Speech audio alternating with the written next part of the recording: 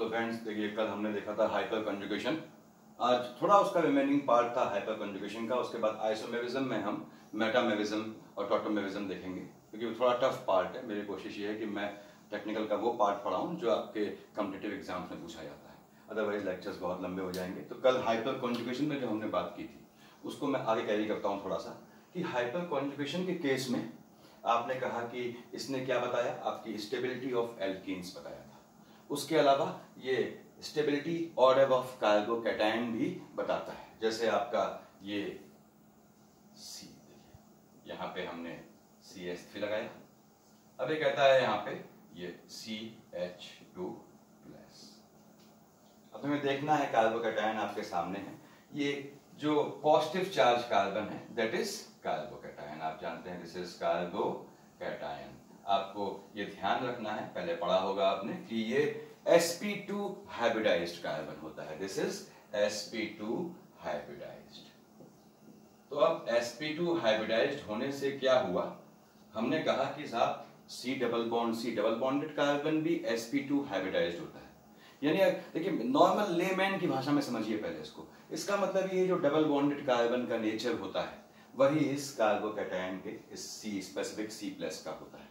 तो वहां पे पाई बॉन्ड क्या था, we consider that thing as a functional group. तो यहाँ पे भी हम कार्बोकैटायन को जो है पाई बॉन्डेड कार्बन को जैसे हमने एक फंक्शनल ग्रुप माना था, वैसे ही कार्बोकैटायन भी एक फंक्शनल ग्रुप मान देते हैं। अब इसके बगल वाली कार्बन क्या हो गई, ये अल्फा हो गई। अब आप यहाँ देख रहे हैं कि ये CH2+ ऐसे लिख दिया मैंने यहाँ पे, ये जुड़ा है C से, ये H आ गई, ये H आ गई, ये H आ गई। अब ये चूंकि इसका नेचर क्या है, पाई बॉन्डेड कार्बन जैसा है, तो यहाँ भी ये हाइपर कॉन्जुगेशन दे देता है। हम मान लेते हैं ये डबल बॉन्डेड कार्बन है, इससे कार्बन यानी एल्किल ग्रुप जुड़ा हुआ है, तो क्या हो गया, आपका हाइपर कॉन्जुगेशन आ गया। अब आपने हाइपर कॉन्जुगेशन इसका बनाया जैसे हमने कल प्रीवियस लेक्चर में बनाया था। देखिए HCH, ये H अलग हो गई आपकी मूवमेंट पे, प्लस यहाँ पे माइनस आया था, ये CH2+ था। अब ये माइनस प्लस अगल बगल है, यानी ये हट गए, और इस तरह से देखिए आपका डबल बॉन्ड आ गया। तो आप देख रहे हैं कि ये पहला स्ट्रक्चर बना हाइपर कॉन्जुगेटिव। दूसरा बनाएंगे आप जब आप अगली हाइड्रोजन कैरी करेंगे, तो ये C डबल बॉन्ड C। अब ये आपकी जो है हाइड्रोजन जुड़ गई यहाँ पे, नाउ हमने इसको सेपरेट किया H+ और ये H, ये दूसरा स्ट्रक्चर बन गया। ऐसे ही आपने कहा साहब ये स्ट्रक्चर जो है तीसरा कैसे बनेगा, ये CH and this is H+ double bond CH2।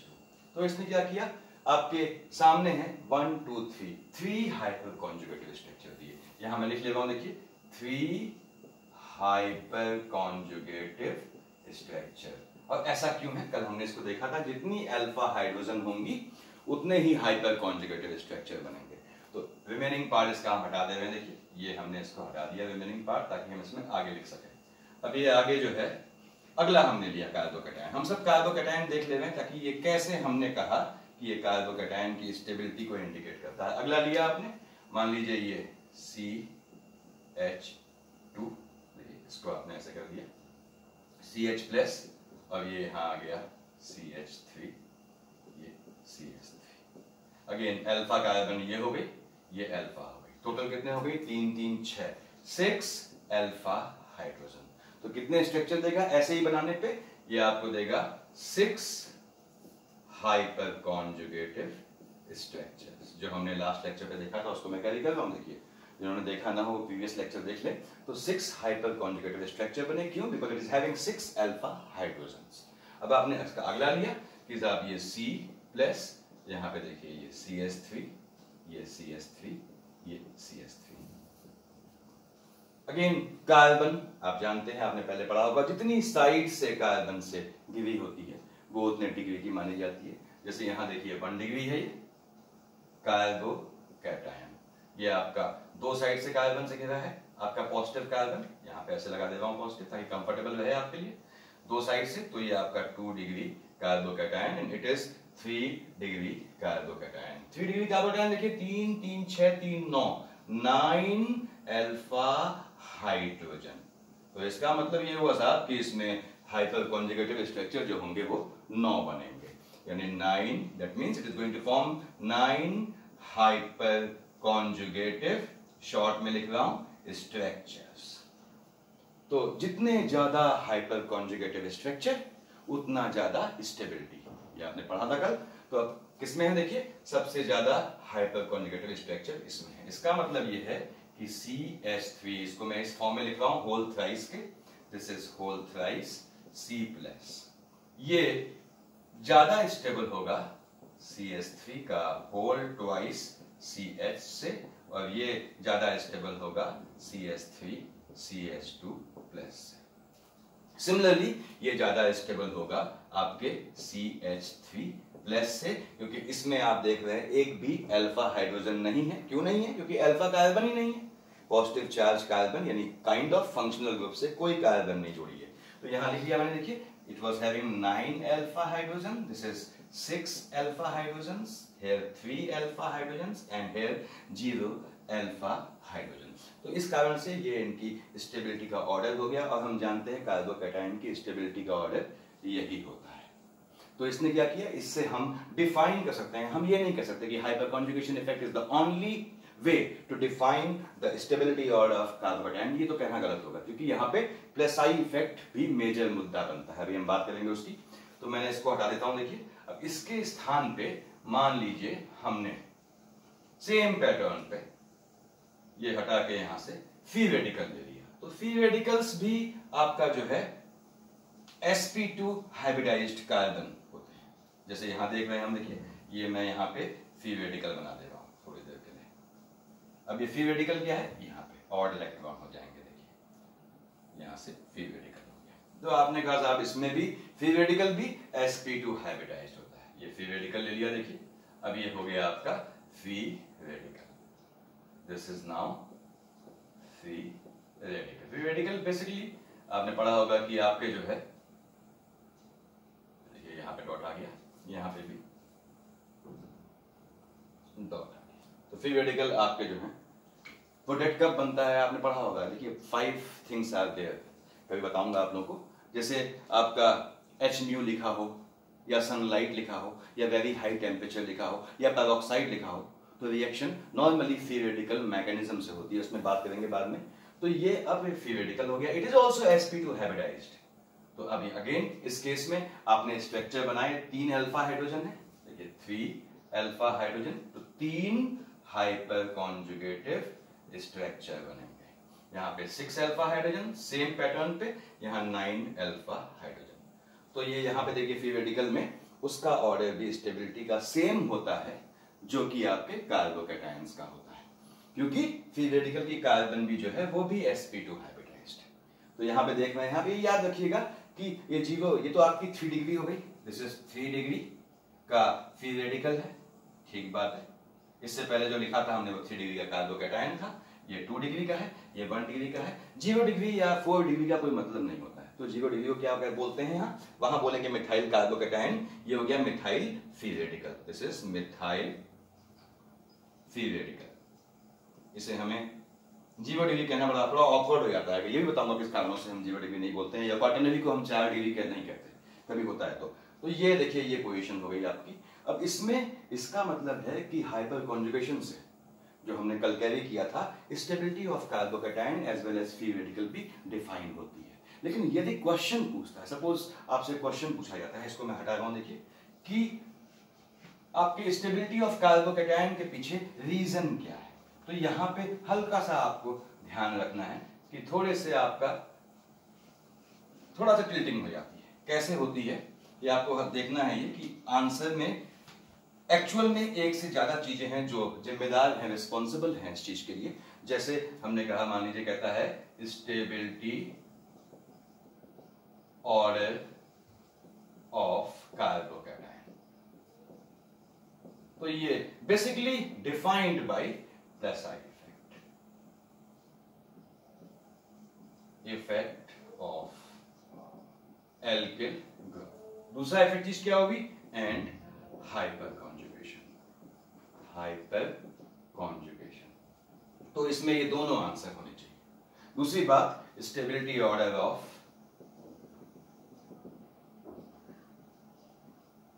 Free radical, that is decided by hyper conjugation only, hyper conjugation. Actual में इसको हाइपर, कभी पूछता है आपसे तो याद रखना है stability order of free radical is because of hyper conjugation. Well the moment he asked about carbocation तो उसमें प्लस आई इफेक्ट भी है, हाइपर कॉन्जुगेशन भी, दोनों आंसर बनते हैं। तो ये आपका हाइपर कॉन्जुगेशन हम लोग का देखिए खत्म हो गया, हमने कल देखा था इसके, ये इसके इंपैक्ट थे। तो अब हम आते हैं आइसोमेरिज्म पे। आइसोमेरिज्म पे देखिए चेन आइसोमेरिज्म ये सब बताऊंगा शुरुआत से, तो सेशन लंबा हो जाएगा। तो इसमें हम मेन देखते हैं कि आपका मेटामेरिज्म और टॉटोमेरिज्म देख लेंगे, जो कम्पिटिटिव पर्सपेक्टिव से काम के हैं आपके। यहाँ पे थोड़ा एक क्वेश्चन अभी 3-4 साल पहले एक बच्चा पूछ रहा था, वो आपके चेन आइसोमर्स का आया था। तो आइसोमर्स क्या हुए, आपने कहा मॉलिक्यूलर फॉर्मूला जो है सेम होता है। आप जानते हैं कि आइसोमर्स की हम बात कर रहे हैं, आइसोमर्स यहां लिख दे रहा हूं, यानी सेम मॉलिक्यूलर फॉर्मूला, ठीक बात। और ये स्ट्रक्चर आइसोमर्स में से है, तो स्ट्रक्चर में क्या है, स्ट्रक्चर बदल जाता है। और सही अगर शब्दों में टेक्निकल भाषा में कहें तो हमें यह कहना चाहिए कि उसमें मॉलिक्यूलर फॉर्मूला सेम रहता है लेकिन आईयूपीएसी नेम बदल जाता है। तो इसमें चेन आइसोमर हल्का सा ले रहा हूं, कुछ किसी बच्चे ने मुझसे देखिए क्वेश्चन पूछा था कि वहां पे उसने पूछा मान लीजिए C4H10, उसने पूछा इसके चेन आइसोमर्स कितने होंगे। तो मैं चेन आइसोमर की बात कर रहा हूं अभी स्ट्रक्चरल आइसोमेरिज्म में। C4H10 तो कैसे बनाया जाता है, देखिए आप जानते हैं ये आप CnH2n+2 है यानी प्योर एल्केन है, और एल्केन ही होना चाहिए चेन आइसोमर्स में। ऐसा नहीं है बाकी की चेन नहीं होती, लेकिन बाकी में और आइसोमेरिज्म आती है तो उनका जो है जॉइंट वेंचर हो जाता है। कैसे कभी बात करेंगे हम लोग। अब C4H10 क्या हुआ, आपने कहा साहब ये C C C C, देखिए ये CH3 है, ये CH2 है, ये CH2 है, ये CH3 है। टाइम बचाने के लिए क्योंकि कार्बन के 4 बॉन्ड होते हैं आप जानते हैं, मैं इसको इस तरह से लिख देता हूं तो उसमें कंफ्यूजन नहीं होना चाहिए आपको। अब क्या है कि जैसे मैंने अगला लिया C, इससे पहले वाला C3H8, ये क्या हो गया C C C, मैं H नहीं लगा रहा हूं, ठीक। तो अब इसमें क्या है, क्या नियम होता है चेन आइसोमर्स में, आपको वहां निकालेंगे तो बहुत टाइम लग जाएगा। क्यों लग जाएगा टाइम, ये बताऊंगा अभी आप लोगों को कि 3 कार्बन है तो नियम क्या होता है, आखिरी को उठाओ दूसरे पे लगाओ, इसको याद कीजिएगा। Bring the last one and keep it at the location of second carbon, यानी आखिरी को उठाओ दूसरे पे लगाओ। अब आपने इसको आखिरी को उठाया, इस कार्बन को दूसरे पे लगाया तो वही बन गया, यानी इसका कोई भी चेन आइसोमर नहीं है। यहां लिख दे रहा हूं, देखिए इसके चेन आइसोमर जो है वो सन्नाटा है, एक भी नहीं है, 0 है। तो यहां पे एक भी चेन आइसोमर नहीं है। अब यहां देखिए आखिरी को उठाओ दूसरे पे लगाओ, तो क्या हो गया C C C। सेकंड देखिए हमने लास्ट को उठाया यहां पे लगा दिया, just bring out the last one and add it, fix it at the second location, तो देखिए ये बन गया। अब इसी को तीसरे पे लगाओ, तीसरी लोकेशन तो है ही नहीं, यहां लगेगा तो यही बन जाएगा।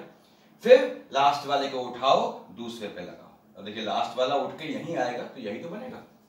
तो मतलब कोई कुछ मतलब नहीं हुआ, इसके कितने हुए, एक पहला ये हुआ, एक दूसरा ये हुआ, 2 चेन आइसोमर्स। ये सबसे आसान तरीका बता रहा हूं मैं आप लोगों को, मैं इसको हटा रहा हूं, देखिए यहां से। अब मैंने मान लीजिए कार्बन की संख्या बढ़ा दी ताकि थोड़ा आप लोगों को चीजें क्लियर हो। यहां पे मैंने C5, सपोज हमने यहां पे H12 ले लिया। अब देखिए मैं C लगाया मैंने, पहला ये C C C C C, 5 carbon ऐसे आ गए। अगेन मैं आपसे कह रहा हूं कि मैं H नहीं लगा रहा हूं ताकि टाइम बचे, आप समझ रहे हैं, इसमें बॉन्ड के हिसाब से H लगा दिए जाते हैं और कार्बन के 4 बॉन्ड होते हैं, ये आपको क्लियर है। अब देखिए पहला ये बना, दूसरा क्या है, लास्ट को उठाइए सेकंड पे लगाइए, लगा दिया, देखिए C C C C। फिर सुनिएगा, लास्ट को सेकंड से थर्ड पे लगाइए। अब इसको यहां से यहां लगाएंगे तो यही तो बनेगा, यानी कोई मतलब नहीं। तो अगला नियम, लास्ट को उठाओ फिर सेकंड पे लगाओ, देखिए इसको उठाया सेकंड पे लगाया तो क्या बन गया C C C C C, ये 3 बन गए। देखिए अब कोई ऑप्शन नहीं उठाने का, तो 1 2 3, 3 इसके फर्स्ट ये है, second is this one and third is this one, तो 3 इसके आइसोमर बने। ऐसे ही कार्बन बढ़ते जाएंगे तो आइसोमर्स बढ़ते जाएंगे। अब मैं ऐसा क्यों कह रहा हूं आपसे कि ये टीडीएस था, उसने the student was asking I think the number of carbon were 7, तो 7 कार्बन है अगर, तो 8 कार्बन है, तो आपको ऐसे बिल्कुल नहीं करना है, क्योंकि अगर मान लीजिए आपसे कहता है 10 कार्बन है तो आप परेशान हो जाएंगे निकालते निकालते, आधा घंटा लग जाएगा आपका। तो मैं यहां लिख ले रहा हूं, देखिए नंबर ऑफ कार्बन्स, उसके बाद यहां पे आपने कहा साहब चेन आइसोमर्स। अभी देखा था आपने 3 कार्बन पे आपके एक भी नहीं है, 0 है। देखिए 4 कार्बन पे आपके याद कीजिए 2 बने थे आइसोमर्स। ऐसे ही 5 carbon suppose are there, this is 6 carbon, this is for 7 carbon gentleman, this is 8 carbon, 9 carbon and 10 carbon.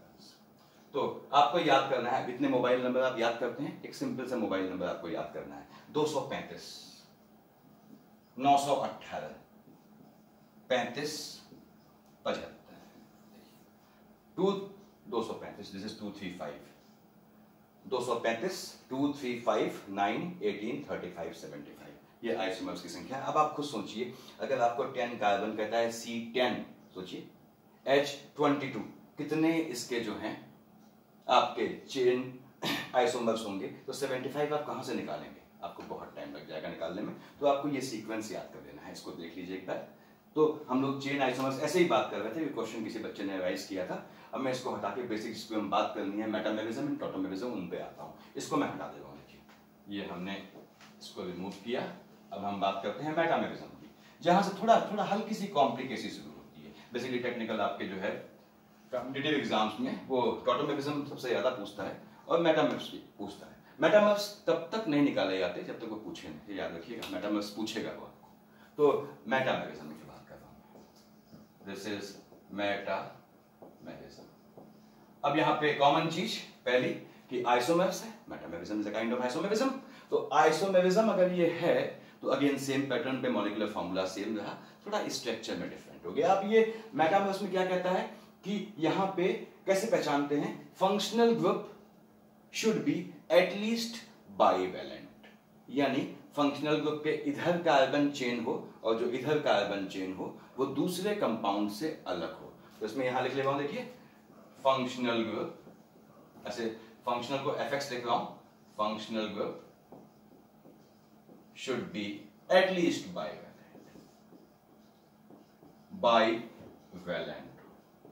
Bivalent आपने कहा, बाइवेलेंट में कीटो ग्रुप आ गया, देखिए C डबल बॉन्ड, ये क्या है, कीटो ग्रुप है, आप जानते हैं। ऐसे ही आपने कहा हम सब बाइवेलेंट देख ले रहे हैं, ये कहां होगा, जहां बाइवेलेंट ग्रुप होगा। देखिए ये क्या है, ईथर आ गया आपका, जो बेसिकली पूछता है कॉम्पिटिटिव एग्जाम्स में। उसके बाद आपने कहा और क्या हो सकता है, देखिए थोड़ा थोड़ा चिंतन कीजिए, जैसे आपसे कहता है वो NH, डाई सब्स्टिट्यूटेड एमीन में, देखिए यहां पे अलग हो सकती है, यहां पे अलग हो सकती है। ऐसे ही S सल्फर आ गया, देखिए ये डाई सब्स्टिट्यूटेड एमीन्स हो गया। ऐसे ही अगर ज्यादा हम डीप जाते हैं तो ये C डबल बॉन्ड O देखा जाए तो यहां भी हो सकता है।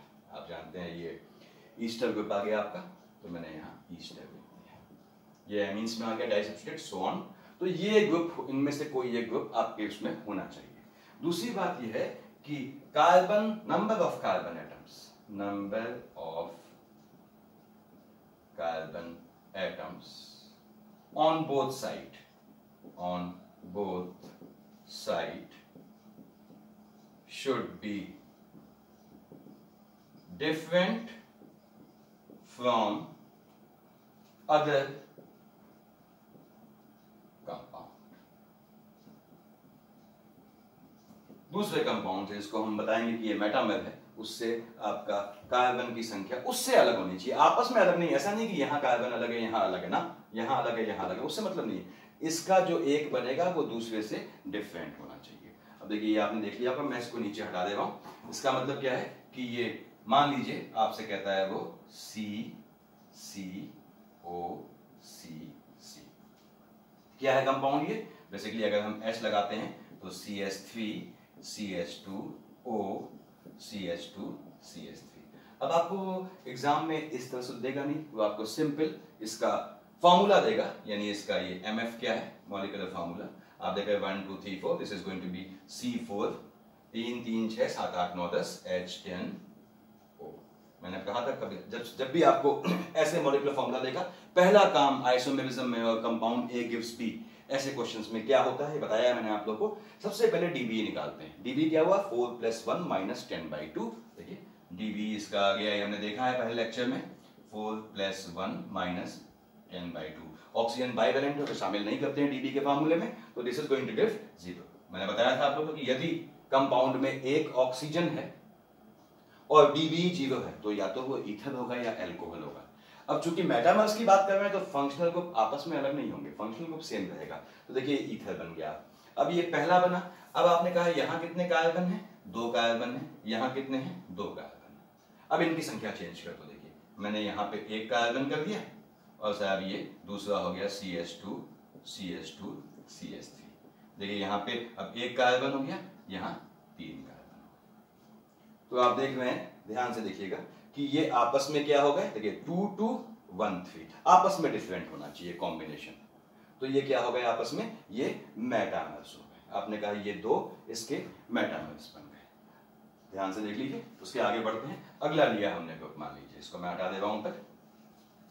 तो मेटामर्स सिंपल है, लेकिन याद रखिएगा जब पूछे मेटामर्स स्पेसिफिकली पूछेगा आपसे कि मेटामर्स कितने हैं, तभी आप इसको शामिल कीजिएगा।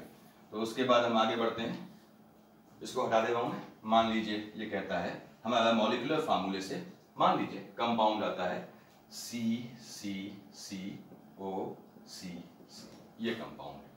अब इस साइड कितने कार्बन है, सिर्फ आपको यही देखना है 3 कार्बन है, इधर कितने हैं 2 कार्बन। ठीक, तो आपने कहा साहब इसको आप चेंज करके अब 3 2 हैं, तो यहां आप चाहें तो यहाँ पे पहले आपने, अब यहाँ 2 यहाँ 3 कर देंगे, बात तो एक ही हुई। तो यहाँ पे आपने कहा देखिए CCCCOC, ये बन गया। देखिए ध्यान दीजिएगा आपस में, देखिए यहाँ पे 3 2 हैं, यहाँ पे क्या हो गया 4 1। अब इसका उल्टा करेंगे, यहाँ पे 1 ले जाएंगे तो 2 3, बात तो वही बनेगी। तो ये इसके आपके सामने जो है मेटामर्स हो गए। आगे बढ़ा रहा हूं। देखिए अब एक कंफ्यूजन वाला पॉइंट ला रहा हूं इसमें, ठीक, ये नॉर्मल है, अभी कंफ्यूजन नहीं। अब हम आगे बढ़ते हैं इसमें। वो कंपाउंड क्या देगा आपको, CH3 CH2 CH2O CH2 CH3। तो मॉलिक्यूलर फार्मूला देगा, यानी आप निकाल देंगे कि उसमें कोई पाई बॉन्ड नहीं है, कोई पाई बॉन्ड नहीं है। तो आप जानते हैं कि पाई बॉन्ड होता तो कीटो ग्रुप होता, तो कीटो के इधर इधर कार्बन अलग होने चाहिए। अब मैंने इसको हटा दिया। मान लीजिए आपसे कहता है वो, जैसे हमने देखा CCOCC, इससे प्रीवियस केस। अब आपने 1 कार्बन को उधर लगा दिया तो क्या हो गया COCC। देखिए कार्बन कितनी है 1, यहाँ है 2, यहाँ पे है 2 और यहाँ पे है 1, यहाँ पे है 3। तो ये आपस में मेटामर्स हो गए। अब यहाँ पे यदि हम ऐसा करते हैं कि COC, ये थोड़ा कंफ्यूजिंग पॉइंट है, जो काफी लोग परेशान होते हैं इसमें, ये CC। तो अब ये कार्बन देखिए सेम मॉलिक्यूलर फार्मूला है, तो ये भी मेटामर में होगा। अब ध्यान दीजिएगा, यहाँ 2 2 कार्बन है, यहाँ 1 3 है, यहाँ कितना है 1 और 3 कार्बन है, यानी ये इसका तो मेटामर है।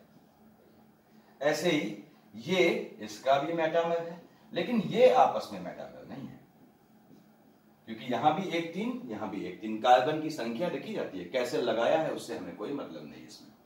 तो ये इसका मेटामर है, ये इसका मेटामर है। तो इनफैक्ट वो आप जब मेटामर पूछते हैं तो देखा जाए तो भले ही ये आपस में मेटामर्स ना हो, लेकिन टोटल मेटामर्स कितने बने 1 2 और 3 बने। तो ये कंफ्यूजन होता है, ध्यान रखिएगा आप लोग कि मेटामर्स यहाँ पे ये इसका मेटामर है, ये इसका मेटामर है। अब मैं आपने देख लिया होगा इसे। अब इसका अगला लेते हैं हम। मान लीजिए सपोज वो इसको हटा दे रहा हूं। देखिए मान लीजिए कीटो ग्रुप में है तो कोई दिक्कत नहीं। आपने ये कहता है आपसे कि साहब CH3 CH2 C double bond O CH2 CH3 keto group. देखिए दोनों साइड, यहाँ पे 2 कार्बन है, यहाँ पे 2 कार्बन है। आपको again I repeat my words, ये मॉलिक्यूलर फार्मूला देगा, ऐसे तो देगा नहीं, यानी ये आपको देगा this is MF। Molecular formula हम लिख रहे हैं। देखिए 1 2 3 4 5, ये हो गया C5, ये H10 हो गया और ये O। C5H10O के मेटामर्स कितने होंगे। अब ये C5 पहला काम क्या करेंगे बच्चों, DB। इसको हमेशा याद कीजिए कि DB निकालने में आपको पेन नहीं छोड़नी पड़ती वहां पे। क्यों, 5 + 1 - 10/2। तो this is going to be carbon की संख्या प्लस 1 माइनस हाइड्रोजन बाई 2। मैंने क्लियर बताया था आप लोगों को पहले वीडियो में। तो ये यहां से कितना आया, ये कंपाउंड में ये भी लिखाया था मैंने आपको, अगर 1 ऑक्सीजन है और DB 1 है तो वो या तो कीटोन होगा या एल्डिहाइड होगा। अब एल्डिहाइड टर्मिनल ग्रुप है, तो उसके उस साइड तो कार्बन हो नहीं सकते, वो तो मोनोवैलेंट ग्रुप है। हमें क्या चाहिए मेटामर्स के लिए? बाईवैलेंट ग्रुप चाहिए। कौन सा? कीटोन हो गया। तो कीटोन हो गया जैसे, इसीलिए हमने यहाँ कीटोन बनाया। अब यहाँ पे देखिए इस कार्बन को शामिल नहीं कर रहे हैं क्योंकि ये फंक्शनल ग्रुप है, इसको शामिल नहीं करेंगे आप। इसके इधर कितने हैं? 2 कार्बन, उधर 2। अब चेंज कर दीजिए, इसके इधर मैंने 1 कार्बन कर दिया और देखिए इस साइड ये CH2 CH3 CH2 CH3। अब यहाँ पे 1 कार्बन है, यहाँ 3 कार्बन है, तो ये आपस में क्या हो गए? मेटामर्स हो गए। ठीक, अब इसमें थोड़ा आप चेंज कर सकते हैं, जो हमने पहले केस में देखा कि इसको हम चेंज कर सकते हैं कि ये CH3 है, ये C डबल बॉन्ड हो, हमने इसको ऐसे लगा दिया C C C, इस कार्बन को उठा के यहां लगा दिया। मैं CH3 ऐसे लिख दे रहा हूं, देखिए CH3 लिख दे रहा हूं, चलिए आपको कंफ्यूजन ना हो, ये CH। अब क्या है कि अगेन यहां पे 1 कार्बन, यहां पे 3 कार्बन, तो ये आपस में देखिए यहां भी 1 यहां भी 3, कार्बन की संख्या देखनी है हमको, स्ट्रक्चर नहीं देखना है उसका। तो ये दोनों तो आपस में मेटामर आपने कहा नहीं है साहब, तो कौन से हैं? ये देखिए आपस में 2 2 1 3, ये हो गया। ऐसे ही 2 2 1 3, तो ये भी है ये भी है, लेकिन ये नहीं है मेटामर। उसके बाद भी टोटल मेटामर कितने बने? ये इसका है और ये इसका है, तो अल्टीमेटली 3 बने हैं। कितने? 3 मेटामर्स बने। ठीक, हालांकि ये अगेन आई रिपीट, ये आपस में मेटामर्स नहीं है। तो ये आपका मेटामरिज्म हम देख रहे हैं। अब इसमें ऐसे ही NH में मैं इसको हटा दे रहा हूं, देखिए फंक्शनल ग्रुप नाइट्रोजन। आप जानते हैं कि कुछ मामलों में चूंकि नाइट्रोजन पे लोन पेयर होता है, सब जानते हैं, तो नाइट्रोजन के compounds, normal compounds, quaternary case में नहीं, ये क्या होता है आपका लोन पेयर है तो देगा, तो आप जानते हैं लुईस बेस होता है, जैसे अमोनिया है या RNH2 है, लुईस बेस है। अब NH में क्या है? N अमोनिया से आया है, NH, 2 हाइड्रोजन हट गई, मान लीजिए C, देखिए NH C, तो अगेन एक ये बन गया, दूसरा क्या बनेगा? एक हटा दीजिए यहां से CNH C। अगेन इसका अगला क्या बन सकता है? CNH C, लेकिन ये आपस में मेटामर नहीं है, ये है और ये। तो यहां भी देखिए इस तरह से मेटामर फॉर्म हो गया। ये अमोनिया जो है सब्स्टिट्यूशन के बाद बताता है अपनी डिग्री, इसको आपने पढ़ा होगा, ऐसे ही बता दे रहा हूं। देखिए कभी जिक्र आएगा इसका कि एक हाइड्रोजन हटी तो 1 डिग्री हो गया, जैसे ये CNH2 1 डिग्री हो गया, दूसरी हट गई तो ये 2 डिग्री हो गया, मान लीजिए CNH, देखिए ये C हो गया, ये 2 डिग्री हो गई, this is 1 degree, amine this is 2 degree. अब तीसरा, अगर तीसरी पे हटा देते हैं CN, ये आपका C और ये C, तो ये 3 डिग्री हो गई। ये बड़ा अच्छा सवाल बनता है इस पे, देखिए आपके कॉम्पिटिटिव एग्जाम में कि ये चीज जो है ये आपका चिराल होगी या नहीं होगी, रिजॉल्वेबल है या नहीं, कभी बात करेंगे इस पे। मेरे ख्याल से इतना सफिशिएंट है आपके लिए। Thank you.